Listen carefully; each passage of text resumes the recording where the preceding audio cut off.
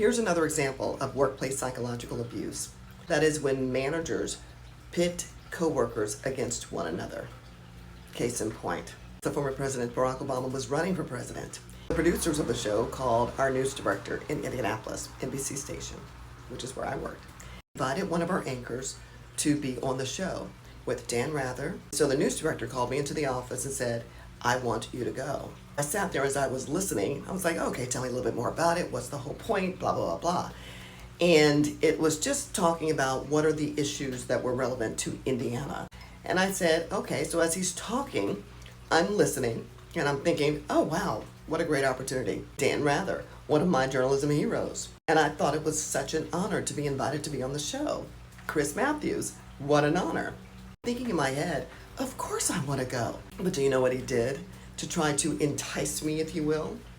He says, and if you don't do it, I'll have someone else, insert name, go. And I went, Now I understand the way that you are running the newsroom by competition. If we're all on the same team and everyone is in their own lane, there is no competition. We're all working together so that we could become the #1 station in the market. I'm not competing against another co-anchor or another reporter. And yet, corporate America, employers believe that competition internally makes people better. I just think the opposite. Again, I don't compete with anyone. I stay in my lane, I do my job, and I continue to improve my skill set. Not only managers, your coworkers will do the same thing. I can't tell you how many times when someone new, another female anchor, would come into the market. 3 specific situations when my co-anchor said to me, they brought her in to take your place.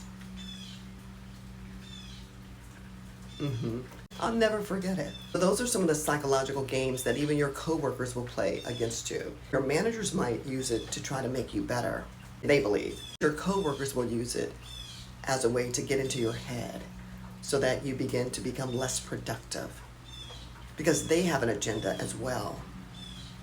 My question is, what do you say in response? And how do you continue to move forward knowing that you are good at what you do? But I remember telling the news director at the time, that does not entice me to say yes. I said, you coming to me is an honor to even be invited. And yes, I will go. But please know that I don't compete against anyone. I don't need to. So please don't ever do that again. When you say that to someone, it shuts them down and there's really nowhere else to go. And scene. So yes, I ended up being flown to Washington, D.C. I was on the program. I met Dan Rather, and I had an amazing time serving on this panel as we prepare to vote for the next president of the United States. Andrea, out there in Indianapolis, same question to you. That's one where Hillary's expected to win a little bit of a victory out there.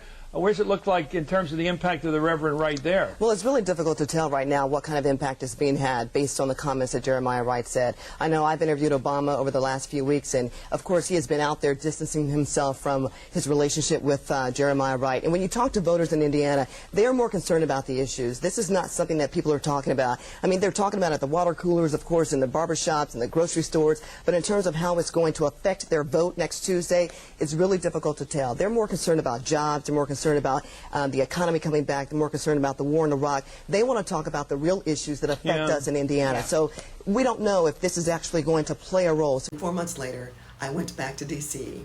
to field anchor the inauguration of our first black president of the United States. An honor I will never, ever forget. But just know, you're always in competition with yourself, not with other people. And if someone, a coworker and or a manager, boss, maybe even HR, says that to you, shut them down. Shut them down with the truth. And I promise you, they'll never do that again to you.